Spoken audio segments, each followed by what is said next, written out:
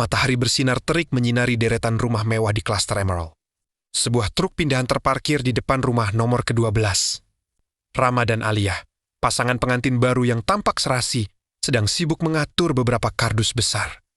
Alia sesekali menyeka keringat di dahinya, namun senyumnya tetap mereka menyambut rumah baru mereka.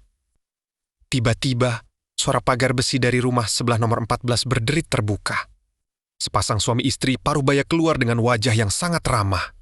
Sang pria, Saipul Baskoro, mengenakan baju koko putih bersih dan peci.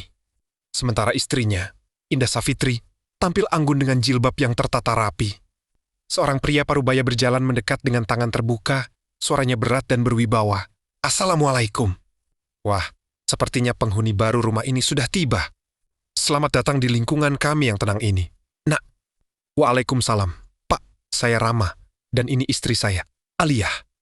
"Mohon maaf jika suara truk pindahan kami agak mengganggu siang ini." Rama menghentikan kegiatannya dan menyalami Saipul dengan hormat. "Ah, tidak sama sekali. Kami justru senang punya tetangga muda yang kelihatannya mapan dan sopan seperti kalian." Saya Saipul, sesepuh di sini, dan ini istri saya, Indah," ucap Pak Saipul, terkekeh pelan sambil menepuk bahu Rama. Bu Indah mendekati Alia. Matanya langsung tertuju pada tas tangan bermerek yang diletakkan Alia di atas meja teras. "Halo," jeng Alia. "Aduh, cantiknya istri Dek Rama ini ya. Kulitnya bersih sekali, pasti perawatannya mahal." Tangan Indah menyentuh tas Alia seolah tidak sengaja. "Wah, tas ini edisi terbatas tahun lalu kan? Selera jeng Alia tinggi sekali ya untuk seumuran pengantin baru." Alia tersenyum canggung, hanya hadiah dari Rama saat ulang tahun kemarin. "Bu Indah, mari, silakan duduk dulu. Maaf rumahnya masih berantakan," balas Alia. Di teras rumah Rama, mereka duduk di kursi teras yang masih terbungkus plastik. Indah mulai mengedarkan pandangannya ke dalam rumah Rama yang dipenuhi furnitur modern. "Sudah berapa lama menikah, Jeng?" "Sepertinya masih sangat mesra," tanya Bu Indah, penuh rasa penasaran. Alia tersenyum kecil menatap suaminya yang sedang mengobrol dengan Pak Saipul. "Sudah 3 tahun. Bu, sebelumnya kami tinggal di apartemen kecil dekat kantor." Wajah Bu Indah berubah menjadi sangat prihatin. Sebuah perubahan ekspresi yang sangat cepat. 3 tahun. "Oh, tapi kok belum kelihatan ada tanda-tanda isi ya? Sayang sekali rumah sebesar ini kalau tidak ada suara tangis bayi pasti terasa," hampa ucap Bu Indah. "Sabar ya, Rama. Anak itu titipan. Mungkin ada sesuatu yang harus diperbaiki secara spiritual agar pintunya terbuka. Tapi tenang saja. Di sini kami sering mengadakan pengajian. Nanti ikuci ya biar rezeki keturunannya lancar." Pak Saipul menimpali dengan nada bijak yang dibuat-buat. "Terima kasih masukannya." "Pak Saipul, kami memang masih berusaha," balas Rama, tersenyum kecil. Dari arah rumah Pak Saipul, seorang wanita muda keluar dengan perut yang sudah membuncit besar, didampingi seorang pria muda. "Itu Ana dan Rizky." Seketika suara Bu Indah meninggi, sengaja agar terdengar oleh orang-orang di sekitar Ana. "Jangan capek-capek sayang. Ingat, cucu pertama papa dan mama ini sangat berharga. Lihat, Jeng Alia, ini Ana putri saya. Menikah baru setahun langsung tokcer. Suaminya, Rizky, ini pengusaha muda yang hebat. Benar kan, Pak?" Pak Saipul tersenyum bangga. Tentu Rizky ini teladan pria bertanggung jawab. "Tidak perlu menunggu lama untuk membuktikan kejantanannya," balas Pak Saipul. Rizky menatap Rama dengan tatapan yang aneh campuran antara meremehkan dan rasa tidak suka. Ia tidak menyalami Rama, hanya mengangguk sekilas dengan wajah kaku. Rizky bicara pada Pak Saipul, "Pak, aku mau ke kantor dulu." Mobilnya sudah siap, senyum penuh kesombongan yang terselubung dari Rizky. "Hati-hati. Nak, cari uang yang banyak untuk calon bayimu," balas Pak Saipul, sumringah. Setelah keluarga Pak Saipul kembali ke rumah mereka, Alia terdiam menatap pagar rumah tetangganya yang tertutup rapat. Alia berbisik pada Rama, "Mas, kenapa aku merasa tatapan Bu Indah tadi tidak sehangat bicaranya ya? Saat dia melihat tas dan rumah kita, matanya terasa tajam. Hanya perasaanmu saja, sayang. Mungkin mereka memang hanya terlalu ramah karena kita orang baru. Ayo, lanjut beres-beres lagi," balas Rama, mencoba menenangkan istrinya yang khawatir. Di balik jendela lantai 2 rumah sebelah, Bu Indah Savitri berdiri menyingkap sedikit gordennya. Senyum ramahnya hilang, berganti dengan wajah sinis. Ia bergumam sendiri, pengantin baru gaya elit. "Lihat saja, seberapa lama mereka bisa bertahan pamer harta di depanku tanpa punya anak." Rumah keluarga Baskoro dipenuhi dengan dekorasi bergaya klasik yang berat. Foto-foto keluarga besar terpampang di mana-mana. Hampir semuanya menonjolkan prestasi atau momen keagamaan. Aliyah melangkah masuk dengan ragu, membawa sebuah kotak kue sebagai buah tangan. Bu Indah menyambut di pintu dengan pelukan yang terasa terlalu erat. Aduh, Jeng Aliyah. Baru juga jadi tetangga baru sudah repot-repot bawa hantaran. Padahal tujuan saya mengundang makan siang ini supaya Jeng tidak usah masak di tengah repotnya pindahan. Aliyah tersenyum, memberikan sesuatu yang ia bawa ke Bu Indah, hanya kue kecil. Bu Indah, terima kasih sudah mengundang saya. Di meja makan penuh dengan hidangan tradisional yang melimpah. Di sana sudah duduk Ana yang sesekali mengelus perut buncitnya dengan gerakan yang sengaja diperlambat saat. Aliyah menoleh, ayo dimakan, Jeng ini semua masakan saya sendiri. Masakan rumah itu penting, loh. Istri itu kalau jarang masak, rezeki suaminya seret. Apalagi rezeki anak benar kan? Ana, ukapi Bu Indah. Ana tersenyum tipis, nada bicaranya manja. Iya, Mas Rizky paling gak suka kalau aku jajan di luar. Katanya, nutrisi buat The Bayi harus dijaga banget. Makanya sekali coba langsung jadi, gak pakai nunggu bertahun-tahun. Aliyah merasakan tenggorokannya mendadak kering. Ia mencoba menyuap nasi kuning di piringnya. Oh iya, Jeng Aliyah, ngomong-ngomong, sudah 3 tahun menikah. Apa sudah pernah cek ke dokter spesialis yang di pusat kota itu? Itu loh, yang antreannya panjang. Kalau mau, nanti saya minta Pak Saipul buatkan jalan pintas. Dia kenal banyak orang penting, ukapi Bu Indah. Nadanya sombong, mencoba mengintimidasi. Kami sudah pernah cek, Bu Indah. Dokter bilang kami berdua sehat. Hanya perlu menunggu waktu yang tepat saja. Aliyah tersenyum kaku. Suasana hatinya mulia buruk setelah semua percakapan itu. Bu Indah meletakkan sendoknya. Wajahnya berubah menjadi sangat serius dan dramatis. Waktu yang tepat. Jeng, 3 tahun itu bukan waktu yang sebentar. Di lingkungan kita ini, biasanya pengantin baru itu paling lama 6 bulan sudah isi. Saya takutnya, ada yang menutup pintu rezeki Jeng Aliyah. Bisa jadi dari gaya hidup atau mungkin rumah yang dulu pernah ditempati. Ana menatap ke arah Aliyah, atau mungkin terlalu banyak kerja. Ke Aliyah. Perempuan kalau terlalu ambisius cari uang, rahimnya bisa kering kata orang tua dulu. Lihat aku, lulus kuliah langsung nikah, fokus jadi istri, langsung dikasih. Nada bicara Ana pelan namun menusuk. Selesai makan, Bu Indah mengajak Aliyah ke ruang tengah untuk melihat foto-foto hasil kehamilan yang dipajang di dinding digital. Lihat ini, Jeng, hidungnya sudah kelihatan mancung seperti Rizky. Pak Saipul sampai syukuran potong kambing waktu tahu ini laki-laki. Maklum, harga diri keluarga kami ada di keturunan.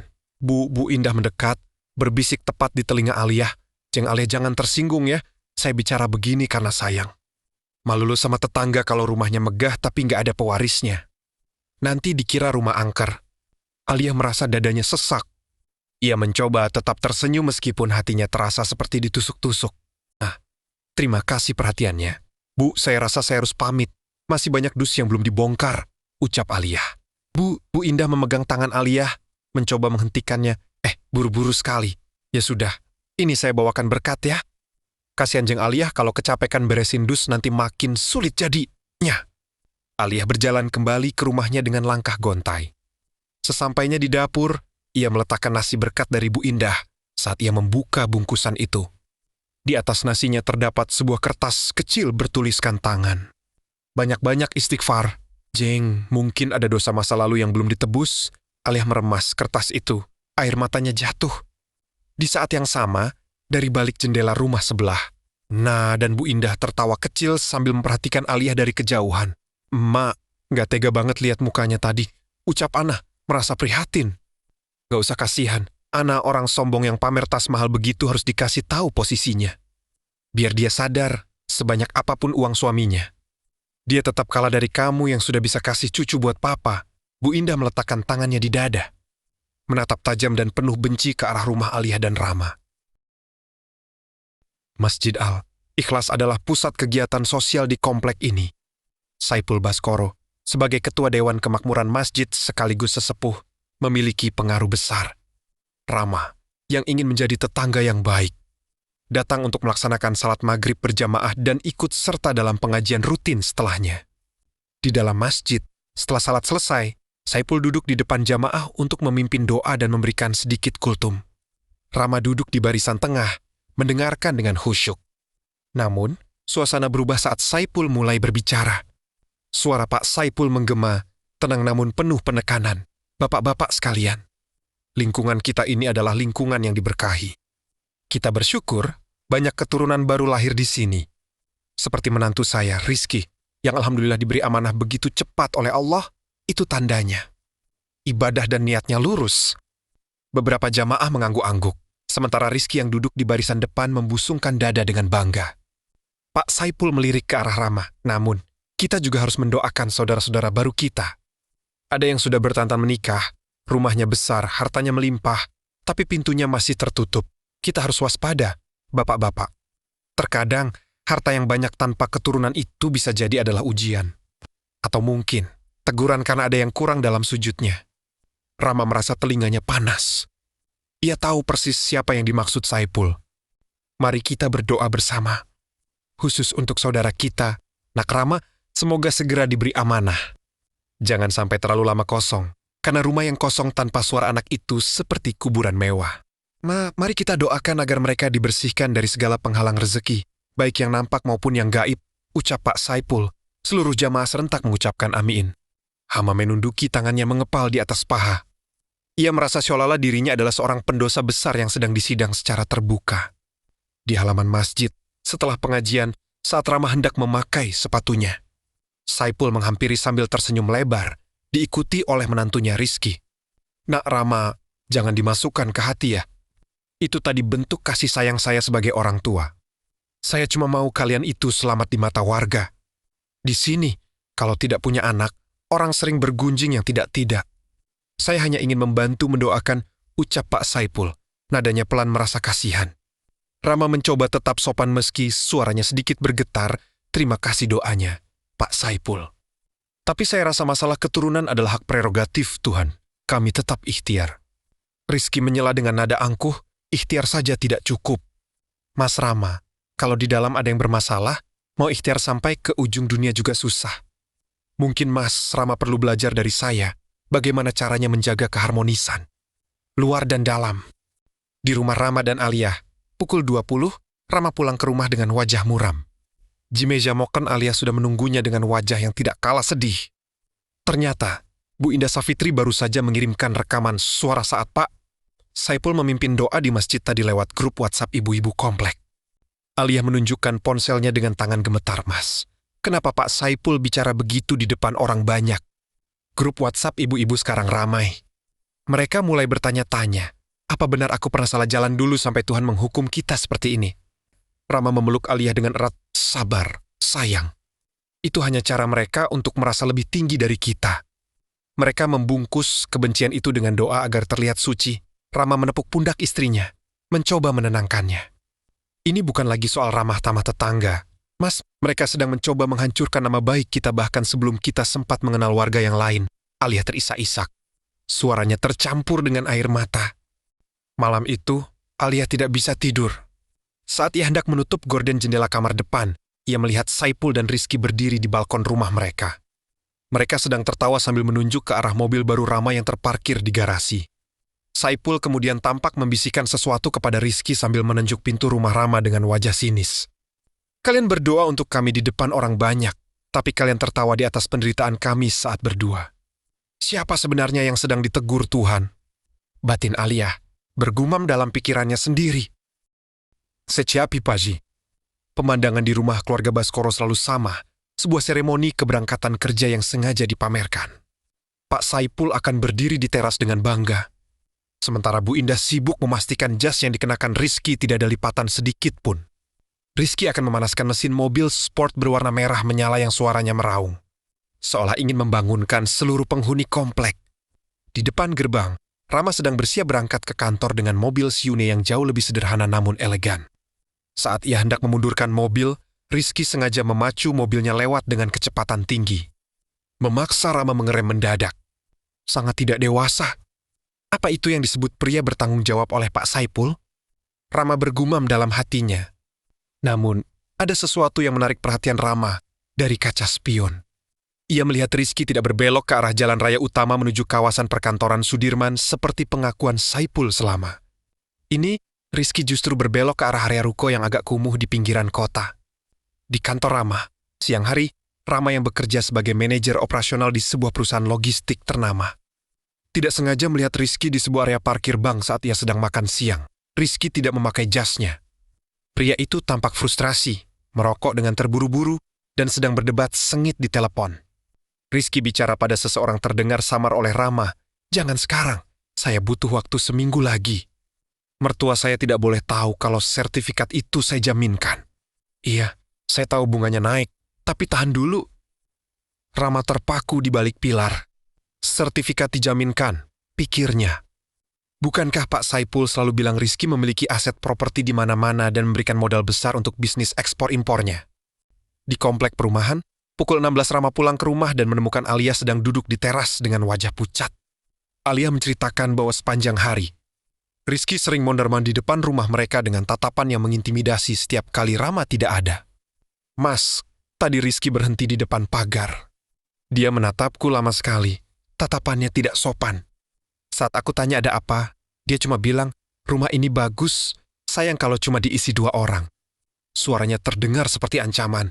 Mas, nada bicara Alia bergetar, melirik ke arah rumah keluarga Baskoro. 'Alia, aku rasa ada yang tidak beres dengan pria itu. Tadi siang aku melihatnya di bank. Dia sepertinya sedang terlilit masalah keuangan besar.' Semua kemewahan yang dipamerkan Pak Saipul tentang menantunya mungkin hanya bualan. Rama ikut melirik ke arah rumah keluarga Baskoro. Penuh kecurigaan. Tapi Pak Saipul bilang Rizky menantu emas. Dia bahkan sering membandingkan kamu dengan Rizky di depan ibu-ibu. Katanya Rizky pria yang cepat dalam segala hal. Cepat cari uang, cepat kasih anak, kesal Alia. Rahangnya mengeras penuh kekesalan. Saat malam tiba, Rama sengaja duduk di teras samping yang berbatasan langsung dengan taman belakang keluarga Baskoro. Ia mendengar suara bisikan dari balik tembok tinggi itu. Suara Pak Saipul terdengar pelan namun tajam. "Rizky, mana laporan laba bulan ini? Saya sudah bilang ke warga kalau kamu baru saja beli saham di perusahaan tambang. Jangan bikin saya malu." "Sabar, Po, bisnis lagi agak lambat karena situasi pasar," balas Rizky. Suaranya dipenuhi ketakutan. "Jangan banyak alasan. Kalau perlu, pinjam dulu kemanapun. Pokoknya bulan depan kita harus ganti mobil baru lagi. Tetangga sebelah sudah beli SUV baru. Kita tidak boleh kalah kelas dari pasangan mandul itu." Rama terperanjat. Jadi, tekanan untuk menjadi sempurna bukan hanya datang dari Saipul kepada orang lain, tapi juga kepada anggota keluarganya sendiri. Kemewahan mereka adalah sebuah kompetisi yang dipaksakan. Rama masuk kembali ke dalam rumah dengan pemahaman baru. Ia melihat Alia yang sedang merapikan mukenanya setelah salat Isya. Ia menyadari bahwa di balik pagar tembok sebelah sedang ada bom waktu yang siap meledak. Rama memegang tangan istrinya Alia. Jangan pernah merasa rendah diri lagi soal anak atau harta di depan mereka. Pagar tembok mereka mungkin tinggi dan indah, tapi di dalamnya, mereka sedang hidup dalam ketakutan. Di luar, Rizky terlihat kembali keluar rumah dengan pakaian santai. Namun matanya terus menatap tajam ke arah jendela kamar Rama dan Alia. Ia seolah sedang merencanakan sesuatu untuk menyingkirkan orang-orang yang mungkin bisa membongkar kedoknya. Suasana pagi di komplek Emerald biasanya tenang. Namun kerumunan ibu-ibu di sekitar gerobak sayur Kang Asep selalu menjadi pusat pertukaran informasi paling cepat. Alia, yang ingin mencoba berbaur sebagai warga baru, memutuskan untuk keluar dan berbelanja sayur pagi itu. Di kerumunan tukang sayur, saat Alia mendekat, obrolan seru yang semula terdengar riuh mendadak sunyi. Indah Safitri berdiri di tengah kerumunan, memegang seikat bayam. Namun matanya langsung tertuju pada Alia dengan senyum yang tidak sampai ke mata. Jeng Alia, tumben sekali keluar pagi-pagi. Biasanya kan wanita karier seperti Jeng ini bangunnya siang, atau paling cuma pesan makanan online karena nggak bisa masak buat suami. Ucap Bu Indah. Suaranya sengaja dikeraskan agar semua telinga mendengar. Alia tersenyum sabar. "Selamat pagi, Bu Indah. Kebetulan hari ini saya sedang ingin masak sup untuk Mas Rama." Bu Indah menoleh ke arah ibu-ibu lain sambil berbisik namun tetap terdengar, "Duh, masak sup saja harus nunggu niat ya. Padahal melayani suami itu ibadah utama." "Saya sih prihatin. Jeng, semalam Pak Saipul cerita, Mas Rama kelihatan kurus dan kurang semangat di masjid. Mungkin karena rumahnya kurang hangat." "Hangat bagaimana maksudnya, Bu Indah?" ucap Bu RT, penasaran dan bingung secara bersamaan. Bu Indah memasang wajah sedih yang dibuat-buat. "Ya itu loh. Wanita kalau terlalu ambisius mengejar jabatan di kantor, biasanya rahimnya jadi panas. Secara medis mungkin gak kelihatan, Tapi secara spiritual itu tandanya menolak amanah. Kasihan Mas Rama, sudah kerja keras tapi pulang ke rumah nggak ada suara bayi. Istrinya pun sibuk sendiri. Bisa-bisa nanti Mas Rama cari kehangatan di luar kalau istrinya tetap mandul karena egois. Alia merasa dadanya bergemuruh. Fitnah ini sudah keterlaluan karena membawa-bawa kesetiaan suaminya, maaf Ibu Indah. Tapi kesibukan saya bekerja tidak ada hubungannya dengan masalah keturunan kami, dan Mas Rama sangat mendukung karier saya. Saya rasa tidak etis membicarakan urusan rahim orang lain di depan umum seperti ini. Bu Indah tertawa hambar, tangannya menepuk bahu Alia dengan gerakan meremehkan. Aduh Jeng, jangan baper. Kita ini tetangga, peduli namanya. Saya cuma bilang apa yang orang-orang bicarakan. Kan sayang, wajah cantik tapi kalau dalamannya bermasalah, apa gunanya? Mending kayak Ana, biar nggak kerja tapi terbukti subur dan bisa jaga kehormatan keluarga. Ibu-ibu lain mulai berbisik-bisik, menatap Alia dengan tatapan menghakimi. Fitnah Indah berhasil menanamkan benih keraguan di pikiran warga. Di rumah Alia, pukul 8 Alia pulang dengan perasaan hancur. Ia bahkan lupa membeli garam. Ia terduduk di meja makan, menatap belanjaan yang berantakan. Tak lama, pesan masuk di ponselnya dari nomor tidak dikenal. Isi pesannya, wanita karier atau wanita mandul. Kasihan Rama punya istri yang cuma bisa pamer tas tapi nggak bisa kasih keturunan. Sadar diri, Jeng Alia gemetar. Ia yakin ini adalah ulah Indah atau anggota keluarga Baskoro lainnya. Tak hanya itu, saat ia melihat keluar jendela, ia melihat Rizky sedang bersandar di pagar rumahnya. Merokok sambil menatap tajam ke arah pintu masuk rumah Alia dengan senyum sinis. Malam harinya, saat Rama pulang, ia menemukan Alia sedang menangis di dapur. Alia menceritakan semua fitnah yang disebarkan Bu Indah. Wajah Rama mengeras, penuh amarah. Ini sudah keterlaluan. Mereka menggunakan topeng agama dan keramahan untuk melakukan pembunuhan karakter. Alia, dengar. Kita tidak akan membalas dengan cara yang sama. Tapi kita harus mulai waspada. Rama kemudian berjalan ke teras depan untuk membuang sampah, dan ia menemukan sesuatu yang mengerikan di bawah keset kaki mereka. Selembar foto pernikahan mereka yang sudah disobek dan dibasahi dengan cairan merah berbau amis. Ini bukan lagi sekadar tetangga yang iri. Ini adalah kebencian yang sakit, gumam Rama dalam batinya. Dini hari, jam 4:30 di halaman.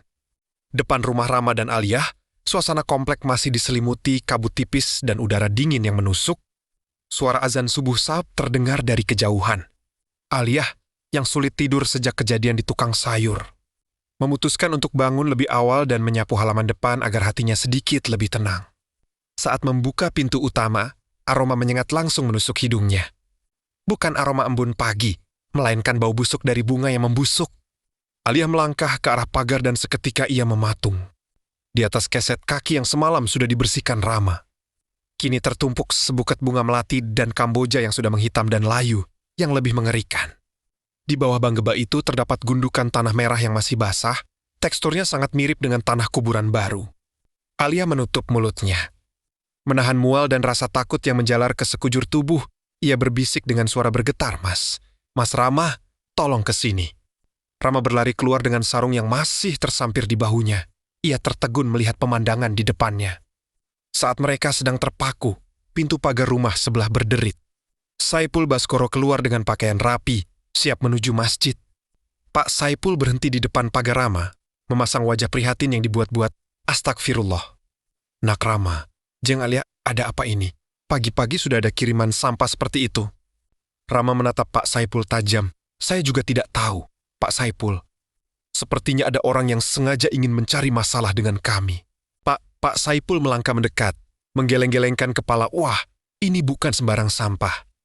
Di kampung saya dulu, tanah merah dan bunga layu begini biasanya tanda penolakan dari bumi. Mungkin ada energi negatif di rumah ini yang membuat lingkungan kita tidak nyaman. Nak Rama harus sering-sering siram air doa. Siapa tahu ada sesuatu yang lengket di istri Anda sehingga rezeki anak pun mampet. Alia kesal, melirik kesal. Pak Saipul, tolong jangan bicara yang tidak-tidak. Ini jelas ulah manusia yang jahil. Pak Saipul tersenyum tipis. Matanya dingin semanusia hanya perantara. Jeng alam yang bicara. Kalau hatinya bersih, tidak mungkin dikirimi beginian. Mari, saya harus ke masjid dulu mendoakan keselamatan lingkungan kita agar tidak tertular sial. Setelah Pak Saipul pergi, Rama segera mengambil sekop untuk membuang tanah tersebut. Namun, di tengah gundukan tanah itu, Rama menemukan sebuah benda kecil, sebuah boneka kain lusuh yang ditusuk jarum tepat di bagian perutnya. Di kepala boneka itu tertulis nama kecil Aliyah. Aliyah mulai menangis. "Mas, ini sudah keterlaluan. Mereka ingin mencelakai aku. Mereka menyalahkanku karena kita belum punya anak sampai membawa sihir begini." Aliyah terisak-isak, tak sanggup mentahan tangisnya. "Tenang, Aliyah, ini hanya teror mental. Mereka ingin kita ketakutan dan pergi dari sini. Mereka ingin kita terlihat sakit di mata warga," balas Rama, nadanya lembut, mencoba menenangkan istrinya. Siang harinya, Aliyah mencoba mengabaikan kejadian itu dengan menjemur pakaian di balkon lantai 2. Dari sana, ia bisa melihat ke arah halaman belakang rumah Pak Saipul. Ia melihat Indah sedang membakar sesuatu di sebuah tungku kecil sambil berkomat kamit. Tiba-tiba Indah mendongak dan melihat Aliyah. Bukannya malu, Indah justru memberikan senyuman lebar yang sangat mengerikan. Lalu ia mengarahkan jempolnya ke bawah. Sebuah isyarat bahwa Aliyah berada di bawah kendalinya. Aliyah bergumam dalam batinya. "Kalian menyebut kami mandul dan pembawa sial. Tapi kalianlah yang mengotori tangan kalian dengan cara-cara kotor seperti ini. Aku tidak akan membiarkan kalian menang." Setelah kejadian teror tanah kuburan, Aliyah merasa lebih aman berada di area belakang rumah. Sore itu, ia sedang menyiram beberapa tanaman hias di taman belakang yang berbatasan langsung dengan taman keluarga Baskoro. Tembok pembatas mereka cukup tinggi. Namun di salah satu sudut terdapat celah kecil akibat dahan pohon mangga yang tumbuh rimbun. Tiba-tiba, Aliyah mendengar suara isak tangis yang tertahan dari balik tembok. Disusul oleh suara bentakan rendah yang sangat kasar. Aliyah mematikan keran airnya. Ia mengenali suara itu. Itu Ana dan Rizky. Suara Ana gemetar karena menangis. "Mas, tolong. Berhenti main judi online. Uang tabungan untuk biaya persalinanku di rumah sakit elit itu sudah kamu pakai semua, kan? Papa nggak boleh tahu soal ini." Suara Rizky dingin dan ketus. "Halah, berisik. Nanti juga aku ganti kalau menang. Lagi pula, bayi yang kamu kandung itu cuma beban kalau terus-terusan bikin aku pusing soal biaya. Kalau bukan karena permintaan Papa supaya kita kelihatan sukses, aku nggak akan pusing begini." Nah, tersentak. Wajahnya penuh kekecewaan. "Beban? Mas, ini anak kita. Papa sudah pamer ke seluruh komplek kalau kita hidup mewah. Kalau sampai kita nggak bisa bayar rumah sakit dan malah pakai fasilitas gratis, kita mau ditaruh di mana muka Papa?" Rizky memelototi istrinya. Muka Papa terus.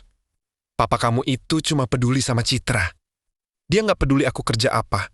Yang penting mobil merah itu ada di garasi walaupun cicilannya nunggak 3 bulan. Kamu juga. Jangan sok suci. Kamu hamil juga supaya Papa nggak marah karena aku pengangguran, kan?" Bentak Rizky, menggertakkan giginya penuh kekesalan. Aliyah membeku. Tangannya yang memegang selang air terasa dingin. Ternyata, kehamilan yang selalu dibanggakan Pak Saipul sebagai berkah kesalehan hanyalah alat toromor dalam keluarga yang penuh kepalsuan itu. Dan Rizky, menantu emas itu, ternyata seorang pecandu judi yang pengangguran. Tiba-tiba terdengar suara benda jatuh, seperti tamparan. Aliyah memberanikan diri mengintip lewat celah dahan pohon. Ia melihat Ana terduduk di bangku taman sambil memegangi perutnya. Sementara Rizky pergi masuk ke dalam rumah sambil membanting pintu kaca, Ana berbisik sendiri sambil menangis. "Maafkan Mama, Nak. Kamu lahir di tengah-tengah orang-orang munafik. Kak Aliyah, beruntung sekali kamu belum punya anak di lingkungan sejahat ini." Aliyah yang merasa iba tanpa sadar menggeser dahan pohon, menimbulkan suara kresek yang cukup keras. Nah tersentak dan menoleh ke arah tembok. Ana menghapus air matanya dengan cepat. Wajahnya kembali ketus. "Siapa di sana?" "Kak Aliyah." "Ngapain kamu ngintip-ngintip? Mau cari bahan gosip buat balasan karena dibilang mandul?" Aliyah muncul dari balik dahan, menatap Ana dengan tatapan sedih. "Aku tidak sengaja dengar. Ana, kamu tidak apa-apa. Perutmu sakit?" Ana berdiri dengan angkuh meski matanya sembab. "Nggak usah sok peduli. Urus saja rahimmu yang kosong itu. Hidupku jauh lebih sempurna dari kamu. Mas Rizky sangat mencintaiku. Dia cuma lagi stres kerja. Jangan berani-berani kamu cerita apa yang kamu dengar ke siapapun, atau Papa akan bikin hidupmu di komplek ini seperti di neraka." Ana masuk ke dalam rumah dengan langkah yang dipaksakan tegak. Aliyah terduduk di rumput. Napasnya terasa sesak. Ia baru sadar bahwa tekanan yang ia terima dari keluarga Baskoro ternyata juga dialami oleh anggota keluarga itu sendiri. Malamnya, Rama pulang dan Aliyah menceritakan semuanya. Rama menatap jendela rumah sebelah dengan tatapan yang sulit diartikan. Rama bingung. Matanya sendu memperlihatkan rasa kasihan. Jadi, kehamilan itu adalah tameng, dan kemewahan itu adalah jerat. Pantas saja Pak Saipul begitu gencar menyerang kita. Dia takut kalau kita yang biasa saja tapi bahagia ini akan membuat kepalsuan mereka terlihat jelas. Aliyah menatap ke arah rumah keluarga Baskoro, merasa prihatin Mas. Aku merasa kasihan pada Ana, tapi aku juga takut. Orang yang terdesak biasanya akan melakukan hal yang lebih gila di luar. Terlihat lampu mobil Rizky kembali menyala di tengah malam. Rizky pergi lagi, meninggalkan Ana yang sendirian di rumah besar yang sunyi. Sementara di bawah bantalnya, Rizky meninggalkan selembar surat tagihan hutang yang sudah jatuh tempo. Di halaman Masjid Olikles, setelah salat Isya berjamaah, Rama sedang merapikan sandalnya saat Saipul menghampirinya. Wajah pria tua itu tidak lagi tampak sinis, melainkan berubah menjadi sangat prihatin. Seolah-olah ia sedang membawa kabar duka yang sangat berat. Pak Saipul menyentuh bahu Rama. Suaranya dipelankan agar terkesan rahasia. Nak Rama, boleh saya bicara sebentar? Sebenarnya saya ragu untuk menyampaikan ini, tapi sebagai orang tua dan tetangga. Hati saya tidak tenang kalau diam saja, ucap Pak Saipul. Hama menghela napas mencoba tetap sabar. Ada apa lagi, Pak Saipul? Soal taman atau soal doa tadi? Kezau Hama. Bukan, ini soal kehormatan rumah tangga Anda. Nak Rama kan sibuk bekerja, berangkat pagi pulang malam. Apa Nak Rama yakin tahu apa saja yang dilakukan Jeng Alia saat sedang sendirian di rumah? Ucap Pak Saipul mencoba memprovokasi. Apa maksud Anda? Wajah Rama mengeras. Begini, beberapa sore terakhir, saat Nak Rama belum pulang, saya sering melihat taksi online atau mobil pribadi berhenti di depan rumah Anda. Jeng Alia keluar dengan pakaian yang, agak lebih rapi dari biasanya. Masuk ke mobil itu. Lalu pulang 1 atau 2 jam kemudian dengan wajah lelah, Pak Saipul menggeleng sedih, menatap Rama. Kasihan Nak Rama, banting tulang cari uang. Tapi mungkin ada yang sedang mencari hiburan lain karena kekosongan di rumah ini. Namanya juga wanita karir, godaannya besar, lanjut Pak Saipul, nadanya pelan merasa kasihan. Rama melirik sedikit. Nadanya penuh keyakinan. Itu mungkin hanya urusan pekerjaan, Pak. Saya percaya istri saya, ucap Rama.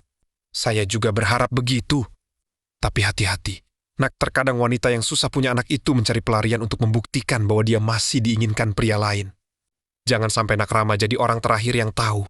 Pak Saipul menepuk pundak Rama, berjalan pergi meninggalkannya. Rama akhirnya memilih masuk ke kamar dan membanting pintu, meninggalkan Aliyah yang menangis sendirian di ruang tamu. Rama duduk di tepi tempat tidur, menatap foto pernikahan mereka yang retak kacanya akibat teror tempo hari. Di tengah kesunyian, Rama menyadari sesuatu. Pak Saipul bukan hanya ingin menghina rahim Aliyah, tapi juga ingin meracuni pikiran Rama agar ia sendiri yang menghancurkan rumah tangganya. Namun, keraguan itu sudah terlanjur tertanam. Rama bergumam, bicara dalam hati, apa benar Aliyah menyembunyikan sesuatu? Atau aku yang mulai gila karena tekanan tetangga ini? Rama sedang berada di puncak kariernya. Hari ini adalah hari penentuan promosi jabatan untuk posisi direktur operasional. Namun, suasana di kantor terasa sangat aneh sejak ia menginjakan kaki di lobi. Rekan-rekan kerjanya yang biasanya ramah kini saling berbisik saat ia lewat. Di ruang direksi, Rama dipanggil ke ruangan direktur utama. Pak Haris Elih mendapatkan ucapan selamat. Ia justru disuguhi sebuah amplop coklat besar yang berisi tumpukan foto dan surat kaleng. Rama, kamu tahu saya sangat menghargai kinerjamu. Tapi pagi ini Dewan Direksi menerima kiriman anonim. Isinya cukup meresahkan, ucap Pak Haris. Rama membuka amplop itu. Isinya adalah foto-foto Aliyah yang sedang masuk ke sebuah gedung apartemen bersama seorang pria, namun pria itu sebenarnya adalah sepupu Aliyah yang sedang membantunya mengurus bisnis sampingan, namun difoto dari sudut yang sangat mencurigakan. Ada juga surat yang menyebutkan bahwa istri Rama terlibat dalam praktek penipuan investasi. Pak Haris melanjutkan bicaranya. Foto ini disertai narasi bahwa istrimu memiliki gaya hidup yang melebihi kemampuan finansialmu, dan kamu dituduh melakukan pencucian uang melalui kantor. Kami tidak bisa mempromosikan seseorang yang kehidupan pribadinya sedang menjadi sorotan negatif dan berpotensi mencoreng nama baik perusahaan. Rama gemetar karena menahan amarah. Pak, ini fitnah. Ini semua manipulasi. Saya tahu siapa yang melakukan ini. Flashback, malam sebelumnya di rumah Pak Saipul, di ruang kerjanya yang gelap, Saipul Baskoro duduk di depan komputer. Ia sedang mengedit beberapa foto hasil tangkapan kamera jarak jauh yang diambil oleh Rizky. Rizky berdiri di sampingnya dengan wajah tegang, Rizky sedikit khawatir, menatap ke arah monitor. Pak, apa ini nggak keterlaluan? Kalau Rama kehilangan jabatannya, dia bisa makin dendam sama kita. Pak Saipul tersenyum dingin sambil menekan tombol print. Justru itu tujuannya. Rizky, pria yang hancur karirnya akan kehilangan harga diri. Saat dia kehilangan harga diri, dia akan menyalahkan istrinya. Dan saat mereka bercerai, kita bisa membeli rumah mereka dengan harga murah untuk melunasi hutang-hutangmu itu. Ini namanya membersihkan sampah sambil cari untung, ucap Pak Saipul. Ingat, mereka harus merasa bahwa tidak ada tempat yang aman bagi mereka. Bahkan di kantor sekalipun, lanjut Pak Saipul, tersenyum jahat. Di parkiran kantor, sore hari, Rama keluar dari kantor dengan langkah gontai. Promosinya ditunda sampai waktu yang tidak ditentukan, bahkan ia dibebas tugaskan sementara untuk menjalani audit internal. Saat ia masuk ke mobil, ponselnya bergetar. Sebuah pesan dari nomor anonim masuk. Isi pesannya adalah, bagaimana rasanya jatuh dari tangga kesuksesan. Itulah teguran bagi orang yang sombong dengan hartanya tapi lupa membersihkan aib di rumahnya sendiri. Pulanglah, Rama, mungkin istrimu sedang menunggu tamu lain. Rama pulang ke rumah dengan emosi yang sudah diubun-ubun. Namun, saat ia sampai di depan rumah, ia melihat pemandangan yang membuatnya semakin terpukul. Pak Saipul dan Bu Indah sedang berdiri di depan pagar rumah mereka, membagikan nasi kotak kepada warga komplek. Bu Indah berteriak saat melihat mobil Rama. Mas Rama sudah pulang siang. Wah, enak ya jadi bos. Jam segini sudah di rumah. Ini mas, ada sedikit syukuran karena menantu saya, Rizky, baru saja dapat proyek besar. Katanya, kalau kerja jujur dan punya anak, rezekinya memang lancar terus. Pak Saipul menatap Rama dengan tatapan kemenangan yang sangat kentara di balik senyum ibadahnya. Rama hanya bisa mencengkeram setir mobilnya kuat-kuat hingga buku jarinya memutih. Kalian ingin menghancurkan hidupku sampai ke akar-akarnya. Tapi kalian lupa, orang yang sudah tidak punya apa-apa lagi untuk dipertaruhkan adalah orang yang paling berbahaya, ucap Rama. Bicara dalam hati. Di samping tempat jemuran, sore hari, setelah Rama mendapatkan sanksi di kantor, suasana di rumah mereka menjadi sangat tegang. Alia yang merasa bersalah dan bingung, mencoba menyibukkan diri dengan menjemur pakaian di balkon belakang. Suasana sore itu sangat sepi. Sampai sebuah suara teriakan melengking memecah kesunyian dari arah dapur rumah keluarga Baskoro. Alia menghentikan kegiatannya. Dari posisinya yang tinggi, ia bisa melihat ke arah area cuci rumah sebelah yang tertutup tembok tinggi bagi orang di jalan. Tapi terbuka bagi pandangan balkon lantai 2 Alia. Di sana, Bu Indah Savitris sedang berdiri dengan wajah yang tidak pernah Alia bayangkan sebelumnya. Wajah yang biasanya penuh senyum manis dan keramahan itu kini memerah. Matanya melotot lebar dan urat lehernya menonjol. Bu Indah berteriak sambil menjambak pelan rambut asisten rumah tangganya. Seorang wanita tua bernama Bi Inah, dasar orang tua bodoh. Sudah berapa kali saya bilang, cuci piring itu yang bersih. Kalau ada satu noda saja di piring mas ini saat ada tamu nanti malam, saya potong gaji kamu lagi. Kamu mau saya usir ke jalanan? Bits, Bi Inah menangis tersedidu dan bersimpuh di lantai. Ampun, Bu. Mata saya sudah tidak sejelas dulu. Tolong jangan potong gaji saya lagi. Anak saya butuh uang sekolah. Bu Indah menendang ember plastik di depan Bi Inah hingga airnya membasahi seluruh lantai. Halah. Nggak usah banyak alasan kemiskinan di depan saya. Kerja itu yang benar kalau mau makan enak. Kalau bukan karena pencitraan saya di depan tetangga, sudah saya tendang kamu dari dulu. Cepat bersihkan, atau piring ini saya pecahkan di kepala kamu. Alia yang terpaku, ia membeku di balkon. Merasa mual melihat pemandangan itu. Wanita yang selama ini bicara soal sujud, niat lurus. Dan dosa masa lalu ternyata adalah seorang monster saat tidak ada orang yang melihat. Ketulusan yang dipamerkan Bu Indah di grup WhatsApp komplek hanyalah plastik yang membungkus kebusukan hatinya. Tiba-tiba, Indah mendongak ke arah balkon. Tatapan mereka bertemu. Selama beberapa detik, waktu seolah berhenti.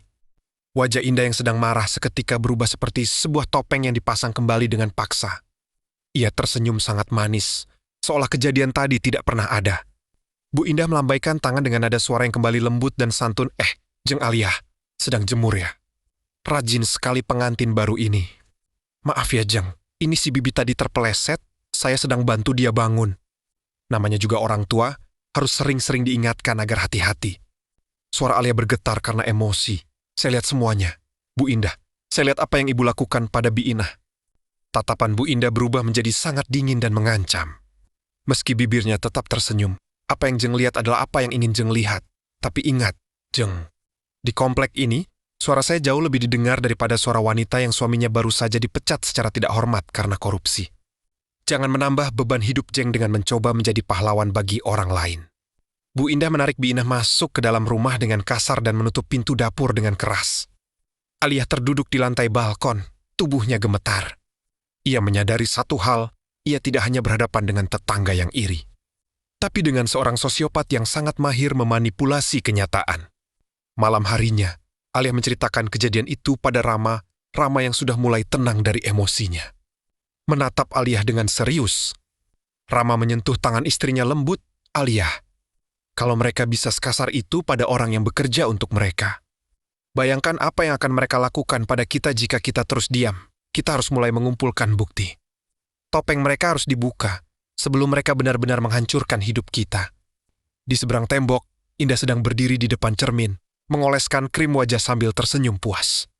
Ia sedang merencanakan serangan berikutnya yang melibatkan Saipul dan sebuah ramuan misterius.